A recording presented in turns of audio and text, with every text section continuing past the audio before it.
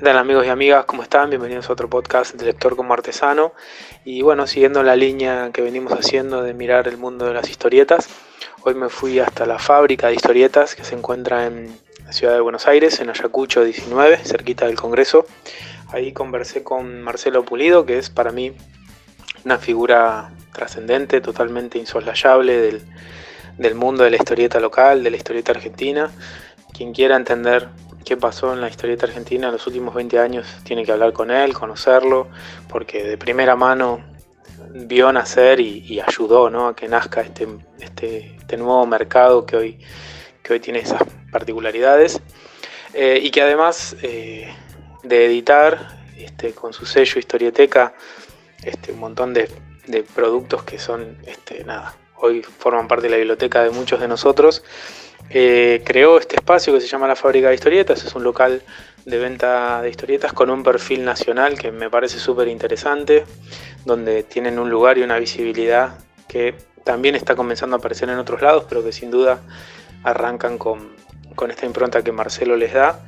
Y finalmente, en una última fase, ¿no?, de la de escritor. Marcelo ha escrito y ha guionado una historieta también muy interesante para mirar, que es ¿Qué querés ser cuando seas grande?, que les recomiendo que la miren, que la lean, que la compren. Y también charlamos sobre eso, ¿no?, sobre ese mundo de la escritura y el mundo de la creación. Charlamos un poquito sobre eso.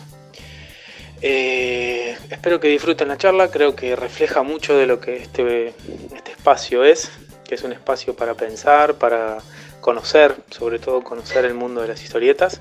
Y bueno, espero que lo disfruten mucho. Nos estamos viendo. Compren Nacional y estén atentos que vienen muchas novedades este año cuando se retoman los eventos como Crack Bamboo y otras cosas que trataremos también de reseñar. Nos estamos viendo. En general, cuando te entrevistan siempre comentás, ¿no?, que empezaste con un blog y que ese blog se transforma en un poco sí, lo que vas. En realidad más que un blog, era un sitio. Un sitio, claro. Los blogs surgieron después. Claro. Cuando yo empecé no había blogs, ni redes sociales. Era una página. Era una página, yo me estudiaba periodismo y me había comprado un par de manuales que se vendían en kiosco de cómo editar HTML, esas cosas. La hiciste full vos, digamos. Todo caserísimo. Caserísimo. Pero la pregunta mía era un poco para Y, atrás. ¿Cómo llegas a conectarte con la historieta? ¿Era algo que hacías de pibe? ¿Era algo familiar? No, yo siempre leí, como todos los que nos gusta la historieta, la mayoría, están leyendo de chico. Claro. Y siempre tuve, interés en la historieta argentina, ¿no?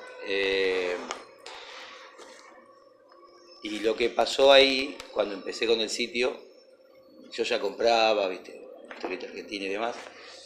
Yo el sitio lo empecé, ahora se cumplen 20 años. 2002, ¿no? ¿Era? Sí. 2002, exacto, ahora se cumplen 20 años. Yo lo puse online el 1 de junio del 2002, después de unos meses de estar laburando, porque ya cuando puse el sitio ya tenía bastante contenido. O sea, tú tenías minisitios, un minisitio de Oesterheld, uno de Eternauta, había como 7 minisitios dentro del sitio y después, la sección de novedades, de biografías. ¿Y lo llevabas todo adelante vos? Sí, yo soy, sí. 2002, o sea, yo empecé a laburar antes y en realidad la idea básica del sitio era que uno se enterara qué había para leer. Buenísimo, sí. Porque ¿qué pasó? En el 2001 prácticamente se dejó de publicar historieta argentina, siempre lo mismo. Había un par que seguían publicando, estaba Novello haciendo cosas, De la Flor con más que nada su línea de humor gráfico y algunas cositas sueltas, no había mucho. Y lo que pasaba también es que salía muy poco y vos no te enterabas. Claro. No había manera de enterarse. Entonces yo hice un sitio donde vos pudieras enterarte qué salía nuevo y a su vez, si te gustaba la historieta, ya que no había mucho y te gustaba, no sé, algún autor o algo, que se había publicado antes como para que puedas ir a buscarlo. Sí. ¿Y contactabas a editoriales que hubiera de ese entonces? ¿Te manejabas con fanzines? Había pocas. Yo cuando empecé, sí, se empezaban a hacer algunos eventos de historieta. Años después incluso, porque yo te diría, no sé, yo después empecé con la editorial en el 2009, ya vas a llegar a eso supongo, sí. Pero un año antes empezó Loco Rabia, claro, por ahí estaba Comicar, y no había mucho más, estaba Llanto de Mudo, no había mucho para contactar. La sección de novedades cuando empecé el sitio era nada. Claro. Salía una cosa cada tanto y vos la ponías. Cuando terminé el sitio no daba abasto. Mirá. Porque claro, yo laburaba de otra cosa. ¿El sitio lo terminaste cuando arrancó Historieteca? Sí, más o menos. Duró más o menos un poquito más, unos meses más, pero yo ya no tenía tiempo. Yo tenía mi trabajo, familia, pibes, que cuando empecé no, era soltero y tenía tiempo y ya me era imposible. Y además pasaba algo, cuando yo empecé, ya te digo, no había ni redes sociales, ni blogs, ni nada. Claro. Cuando yo dejo hacer el sitio, había blogs, con lo cual toda editorial tenía su canal de difusión, ¿sí? Y había redes sociales y todas se empezaban a publicitar en las redes sociales. Entonces, digamos, la primera función, que era enterarte que había nuevo, de algún modo estaba repartida. Igual, es como que hace falta un lugar que unifique, porque hay tantos canales de difusión, cada uno tiene el propio, que finalmente, si vos no te ocupás de hacer una recorrida, tampoco te enterás de una cosa, sobre todo por cómo funcionan los algoritmos, ¿no? Pero bueno, a mí ya me era imposible y había canales de difusión por todos lados. Además que había nuevos sitios y demás. Cuando yo empecé no había prácticamente sitios de internet. De verdad, es el momento ese, yo lo recuerdo también, que era tenías que buscar vos la página casi directamente, no había Google, no había buscador. Así que nada, re interesante esa parte. Me faltaban como unos elementos y me estás ayudando ahí a verlo. ¿Historieteca nace, digamos, de ver esa demanda o cómo fue que se te ocurre decir, bueno, quiero empezar a publicar? A través de hacer el sitio yo entré en contacto con editores y con autores. Y nada, bueno, me encontré con un dinero y se me ocurrió que lo podía, una idea loca, que lo podía invertir editando. Y como tenía, contacto con algunos editores, sobre todo Doello, que me dio una mano grande cuando empecé, explicándome cómo funcionaba todo. Y bueno, nada, empecé con la editorial. ¿Y en ese momento que te cruzás con Agrimbau, con La Burbuja y todo eso? Agrimbau no, ya los conocía de algunos eventos, algunos autores, ¿no? Pero bueno, una idea que empalma un poco con el primer libro, en realidad los dos primeros libros, porque el primero que salió fue La Burbuja de Bertolt, y el segundo fue Bogart de Trillo, que en realidad debieron haber salido juntos. El de Trillo, por una cuestión de producción, se atrasó unos meses, pero la idea original es que salieran a la vez. La Burbuja sale en diciembre de 2009.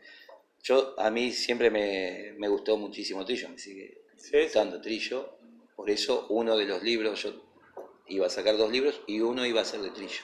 Tuve la suerte de conocerlo en ese momento. ¿No? Uno era de Trillo seguro, había que elegirlo, pero uno iba a ser de Trillo.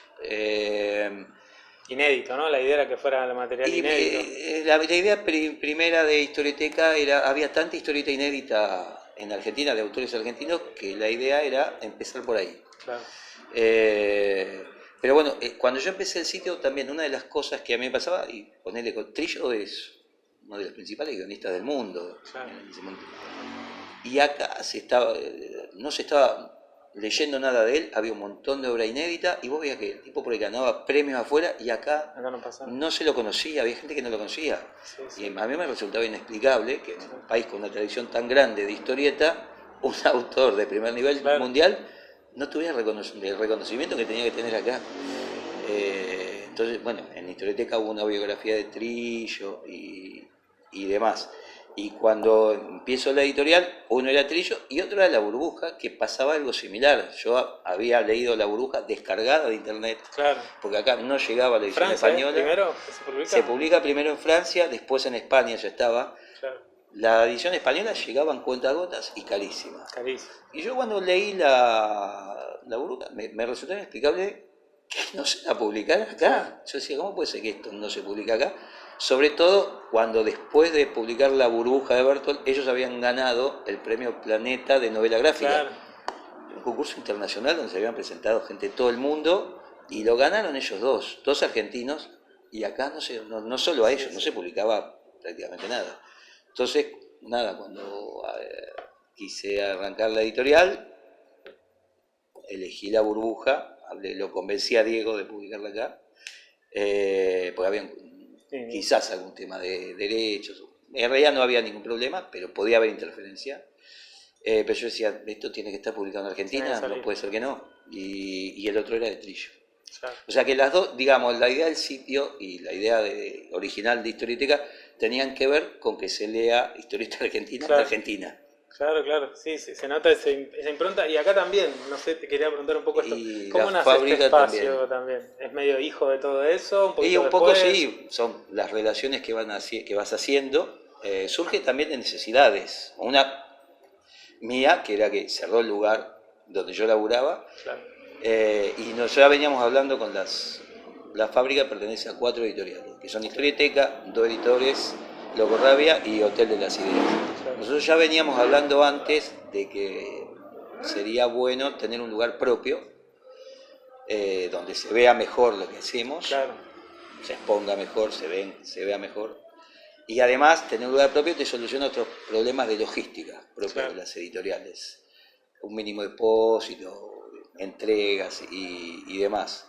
Y bueno, cuando yo me quedo sin trabajo, pleno macrismo, como tantos. ¿Cuánto? ¿2015, 14? 2016. 16. Exacto. Bueno, como ya veníamos con la idea, dije, bueno, es el momento de llevarla adelante. Y ahí nace la fábrica. Sí. O sea que está ahí, dentro de un par de añitos ya cumple 10 años también. No. Sí, ¿no? ¿Cuánto llevamos? Sí, más o menos. Estamos 22. Claro. No, porque abrimos 2017. 17, ok. Claro. Sí, está más lejos. Ahí sí, ya sí, el aniversario queda un poco más lejos. Exacto. Pero aparte ya teníamos un paso previo, que habíamos hecho la NHA en la Feria del Libro. Ajá. Que había otros integrantes, no estaba Doello, que tenía su propio stand, pero un paso previo, digamos, de este grupo fue el stand en la Feria del Libro, que era un colectivo con otras editoriales. En el primer año éramos 7, que armamos un stand solo de historieta argentina. Y ahí fue buena la recepción, ¿cómo lo midieron? ¿Cómo es esa percepción del otro lado del mostrador? Bueno, es algo curioso, era un stand. La gente se sorprendía, eso llamaba la atención. ¿Qué tiene que ver con esto? También tiene que ver con un tiempo largo donde no se publicó Historieta Argentina, que es lo que te decía al principio, o escasamente se publicaba, con pibes que no leen Historieta Argentina y sí leen historieta, porque los pibes mayormente leen manga, por ejemplo. Claro, mucho manga. Y hay mucho lector que no sabe que existe la Historieta Argentina. Claro. Entonces la Feria del Libro era un buen lugar, porque entraba la gente, vos veías las caras a veces de que se sorprendían de que hubieran stand y todas las paredes estuvieran llenas de libros de historieta argentina. Claro. Sí, era sorprendente. Qué sé yo, me parece. Y acá en este lugar se nota mucho eso. Hay material. Acá entra gente y se sorprende todo el tiempo, claro, porque entra gente y no puede creer que haya tanta historieta argentina. Claro. Sí. Y digamos, vos de alguna manera estás acompañando todo este proceso casi desde el inicio, que parió, ¿no? Desde que sí. Salimos del 2001 y la crisis. Y pareciera, o al menos yo que lo vengo viendo hace unos 4 o 5 años, pareciera como que, a pesar de que la economía argentina está como muy complicada, los proyectos editoriales consiguen más o menos sostenerse, este proyecto también. ¿Cómo ves ese momento donde la economía no acompaña? Porque es un producto, digamos, que uno diría es como ir al cine. Es muy de nicho. Hoy en día la historia argentina es como un nicho dentro de un nicho, que es la historieta en sí misma, ¿no? Consiguió como su público, digamos. Tiene su pequeño público que nunca se perdió. Claro. Lo que pasa es que es minoritario. Estas pequeñas editoriales en general son emprendimientos paralelos a otras actividades de todo lo que la llevan adelante. Claro.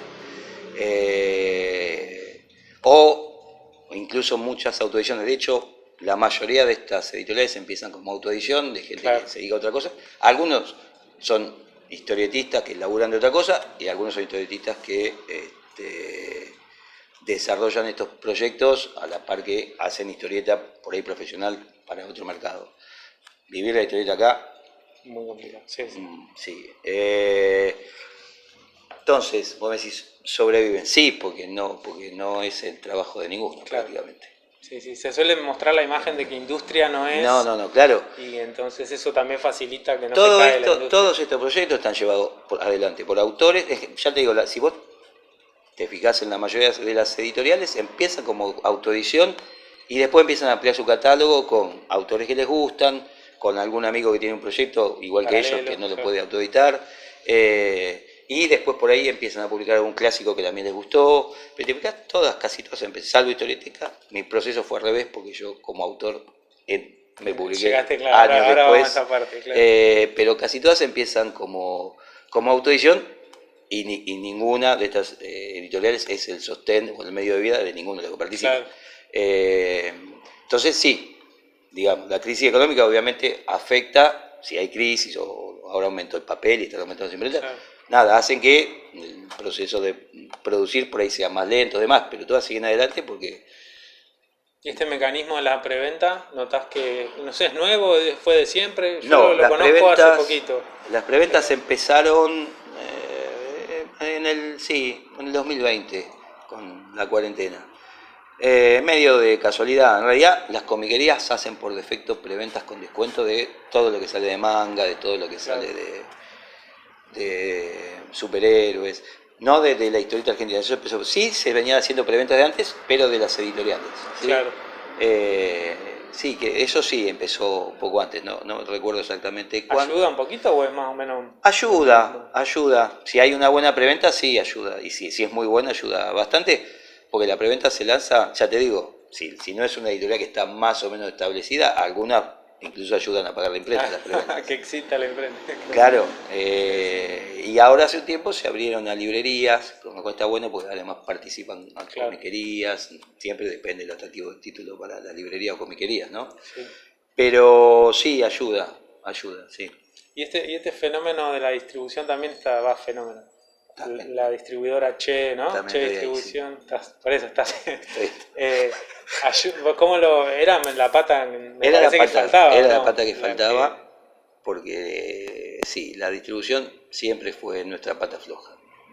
Por distintos motivos, porque en la distribución de comiquerías, la historieta argentina es menor, lo que te decía antes, la historieta, sí. Digo, hoy lo que vende muchísimo, pero muchísimo es el manga, después vende un poco más los superhéroes, y la historieta argentina siempre viene atrás. Entonces, dentro de los paquetes de distribución que ofrecían la distribuidora de comiquería, la historieta argentina era el furgón de cola, claro. Y era lo que pedían una vez que ya hicieron el pedido de lo que les va a dejar la ganancia enorme.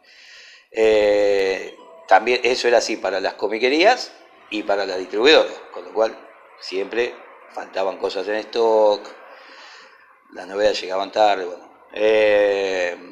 Y ni hablar de las librerías. Las librerías, creo que algunos libreros no saben absolutamente nada de historieta.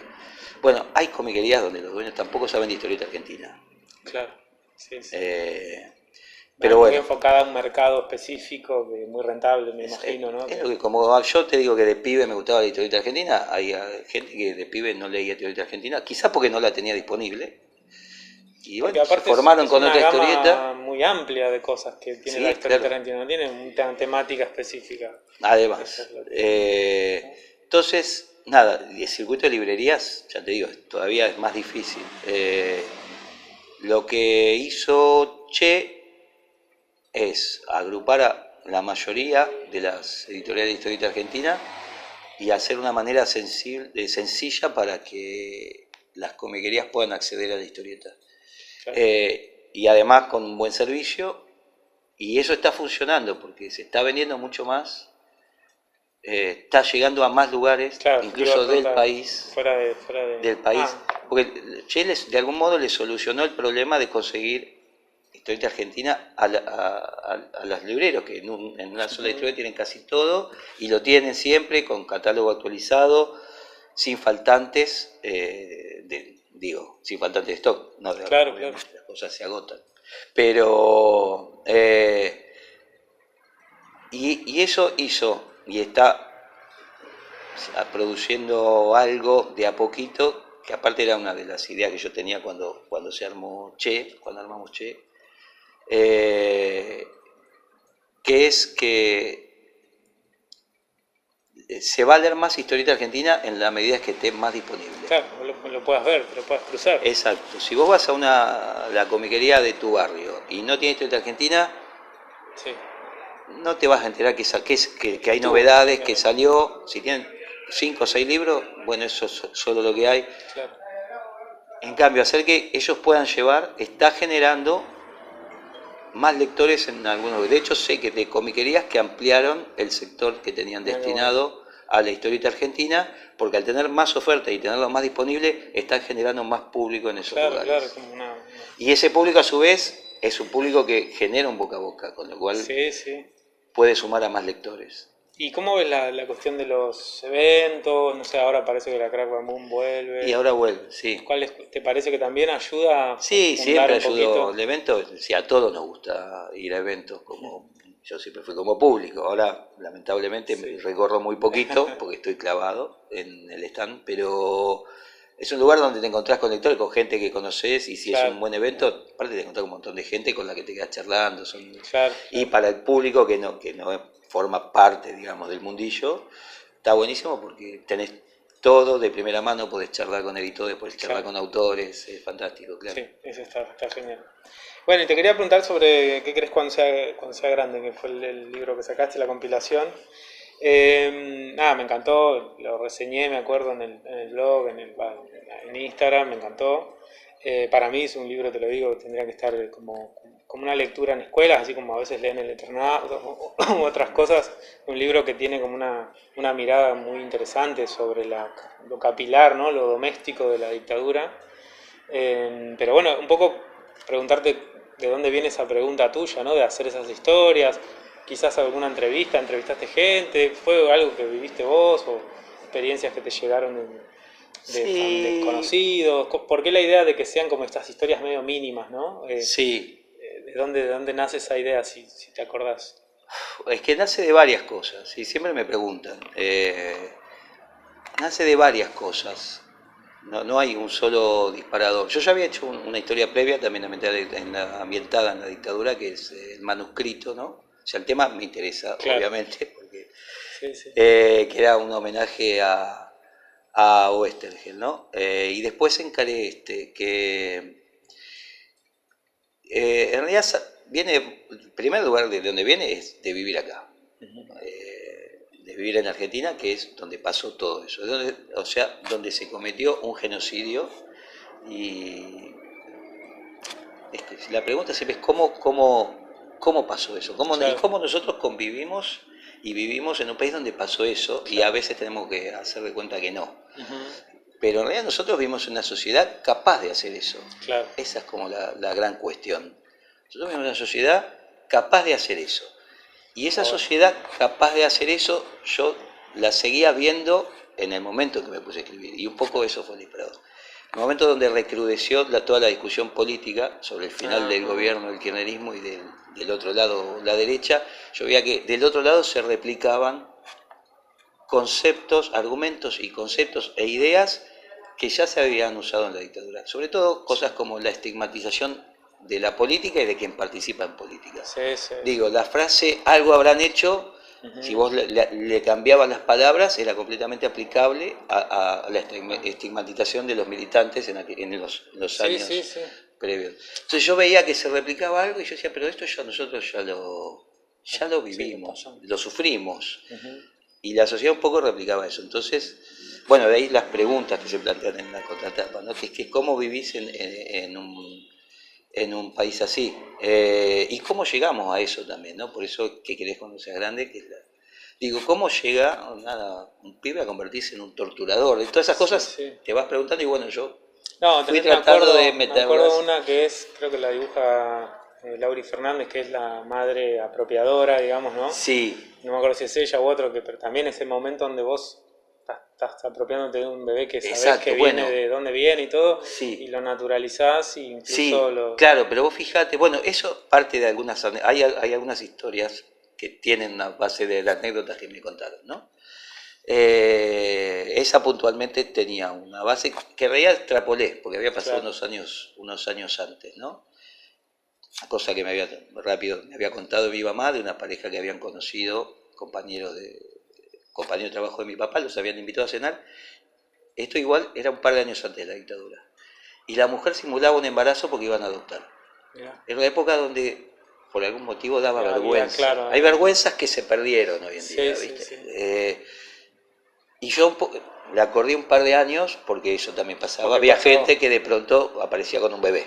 Sí, Usé la anécdota porque me parecía narrativamente No, repotente, claro. potente. Pero Pero vos fíjate que esa mujer, de algún modo, porque yo lo que usé es el deseo de ser madre, ¿no? Ujú. Y se encuentra con una situación, está bien. Después, fíjate que la historia no condena ni juzga, ¿no? Está pasando, claro. Está pasando, exacto. ¿Por qué? Porque lo que cuentan esta historia es lo que le pasó a la sociedad. Ujú.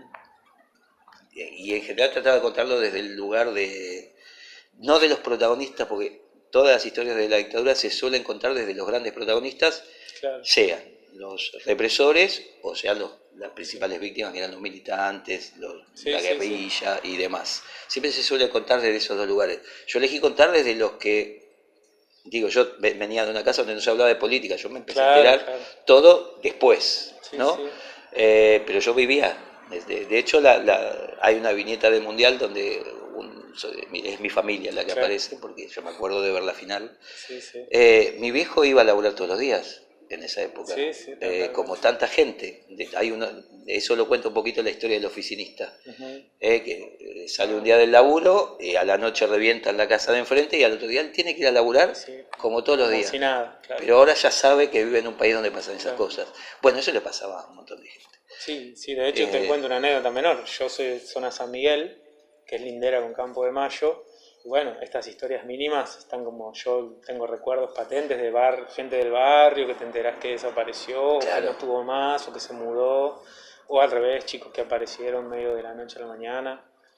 Nada, esas Claro. historias como Bueno, a raíz del libro me han contado un montón de anécdotas. se te acercan. Sí, sí, gente que lo leyó, que le gustó y me cuenta cosas, pequeñas anécdotas de que les pasaron a ellos. Porque creo que diste también como en un recurso que ahora venimos ¿no? de la celebración de Malvinas y la conmemoración más que celebración. Y toda esta cuestión, hace poquito leí el de Lauri Fernández, el de Malvinas, que también utiliza un recurso que es pequeños actores y no viste, Galtieri, sino Claro. los soldados de un lado y otro lado. Me parece que es un recurso que lo baja a tierra y que te lo hace más entendible, incluso en su locura, ¿no? En la locura que pasó. Pero bueno, medio para cerrar. ¿Cómo te pensás para el futuro? ¿Tenés algún proyecto? ¿Estás pensando algo No, sí. en términos así de... No hablemos de plata, de números. No.